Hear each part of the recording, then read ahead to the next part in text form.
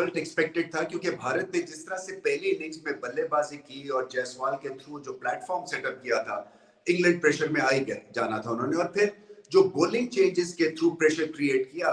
भारत ने selection point of view से, और जिस तरह से रोहित शर्मा ने एक यंग टीम की कप्तानी की, उससे भी एक तरह से पोजीशन ऑफ स्ट्रेंथ में पहुंच गई भारत की क्रिकेट टीम। हालांकि सेकेंड इनिंग्स में उस तरह की बल्लेबाजी नहीं की भारतीय बल्लेबाजों ने, और उसकी वजह यही है कि अभी भी मिडिल ऑर्डर कुछ उस तरह से पका हुआ नहीं है जैसे कि नॉर्मली पिछले सालों में कुछ होता था, क्योंकि होम कंडीशंस में आप भारत से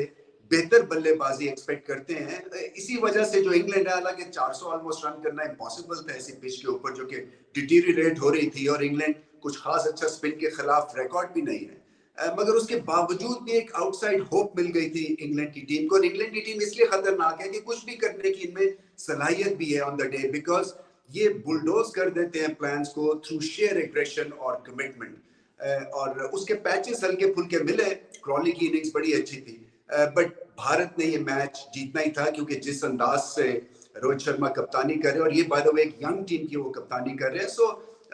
प्रोसेस में रह के यंग लड़के भी सीख रहे हैं, और कप्तान का भी टेम्परामेंट डेवलप होता है, क्योंकि यंग टीम गलतियां करती है, इससे आपका temperament as a captain test होता है। और एक इनकरेजिंग माहौल में, एक अच्छी एनवायरनमेंट में, एक विनिंग एनवायरनमेंट में एक यंग टीम को या यंग क्रिकेटर्स को ब्लड इन करना बेहतरीन अमल होता है। सो उस लिहाज से भी भारत को बहुत नंबर मिलते हैं, और सबसे ज्यादा नंबर इसलिए मिलते हैं कि एक सेट एक टेस्ट हार के और दोबारा से मैदान में आए और पिछली डिफीट से सीखा। अगर वो सिलेक्शन में कुछ पिछली टेस्ट मैच में गलतियां की थी उसको दुरुस्त किया, अप्रोच को दुरुस्त किया, नथिंग फॉर ग्रांटेड छोड़ा, और पहली इनिंग्स जो कि इंपॉर्टेंट इनिंग्स होती है, वो जो एक मार्का खेज परफॉर्मेंस थी, जायसवाल के डबल 100 फिर से तारीफ करनी पड़ेगी। गिल के सेकंड इनिंग्स का 100 भी बड़ा क्रूशियल था, क्योंकि उस वक्त उस तरह की बैटिंग कंडीशंस नहीं थी जैसे कि पहली इनिंग्स में थी, मगर अपने आप को इस तरह से भरपूर चांस देना और टर्न अराउंड चीजों को कर देना so early after that first innings debacle, और डिबैकल ही था, 190 रन लीड लेके भारत वो टेस्ट मैच हार गई थी। तो एक साइकोलॉजिकल आपको डेंट लगता है, क्योंकि आप घर में बड़े अरसे के बाद हारे और इतनी मैसिव लीड के बाद हार गए कि टीम कई दफा, और यंग टीम जो है वो घबरा जाती है और अपने पांव पे खड़ी नहीं होती है। सो बहुत क्रेडिट थिंक टैंक को, रोहित शर्मा को, और फिर बुमराह को, इसलिए कि वो लीडर ऑफ द पैक अब बन गए हैं। मैंने बहुत सारे फास्ट बॉलर्स देखे हैं दुनिया में, खेला भी हूँ और फेस भी किया है, मगर बुमराह जैसा टैलेंट जो है वो बड़ा कम आता है, इसलिए कि जो नया बॉल भी फास्ट बॉलर कर ले, जो रिवर्स स्विंग भी कर ले, जो स्लोअर बॉल डेवलप कर ले, और जो कि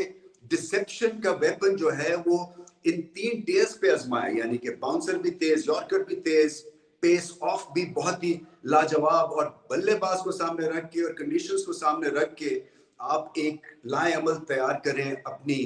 बॉलिंग का। इस लिहाज से ये आउटस्टैंडिंग टैलेंट है, और बहुत खुशी होती है कि ऐसा बॉलर जो है हमें दिखने को मिल रहा है, जिनकी लाइन और डायरेक्शन अच्छी है, एक भी बॉल ये जाया नहीं करते, हर बॉल पे बल्लेबाज का इम्तहान होता है, और ये इनकी ग्रेटनेस है। और फिर मैं दोबारा से रिपीट करूंगा कि जो कि वनडे के एक या वाइट बॉल के एक ग्रेट टैलेंट थे, वहां से इन्होंने अपने आप को इनकरेज किया और फिर टेस्ट क्रिकेट में अपना लोहा मनवाया। सो ये हर नए बच्चे के लिए एक बहुत बड़ी एक कहानी है, और ग्रेट रोल मॉडल है बुमराह सारे दुनिया के यंग फास्ट बॉलर्स के लिए, कि अगर आपने नाम बनाना है और इज्जत कमानी है, देखे ना, वो तो ठीक है, आपको इंस्टेंट आपको एक तरह से हिट मिल जाती है T20 में परफॉर्मेंस, बट ये 5 दिन जो आपकी तारीफ होती जाती है ना, ये प्राइसलेस है, और इससे आपके स्टॉक्स ऊपर जाते हैं। और बुमराह ने प्रूव किया कि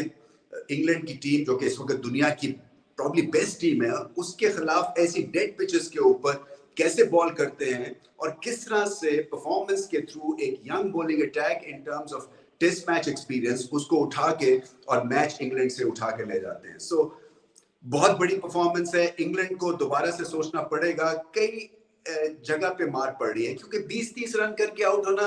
ये देखिए बड़ी टीम की एक तो ये आदत नहीं है, दूसरा माना कि मुश्किल बैटिंग कंडीशंस थी, मगर फिर भी अपने आप को अगर आपने चांस दे दिया टू डेवलप अ नॉक, उसके बाद आप आउट कैसे हो सकते हैं। जो रूट, मुझे लगता है उन पर प्रेशर क्रिएट हो गया हुआ है। सो क्या जो रूट को, क्या उनका बैटिंग ऑर्डर चेंज करेंगे? मुझे तो हार्टली जो है वो एक ग्रेट ऑलराउंड टैलेंट दिख रहे हैं, और मैं समझता हूं कि हार्टली की पोजीशन बनती है up front at number 4 and number 5, क्योंकि जिस अंदाज से वो फास्ट बॉलिंग और मिस्ट्री बॉल जो कुलदीप की थी उसको रीड करते हैं या स्पिन को खेलते हैं और जो एग्रेशन भी है और टेक्निकली करेक्ट भी है, उनके ऊपर नंबरों पे बारी बनती है क्योंकि वो फॉर्म में भी है, आउट भी कर रहे हैं। तो क्या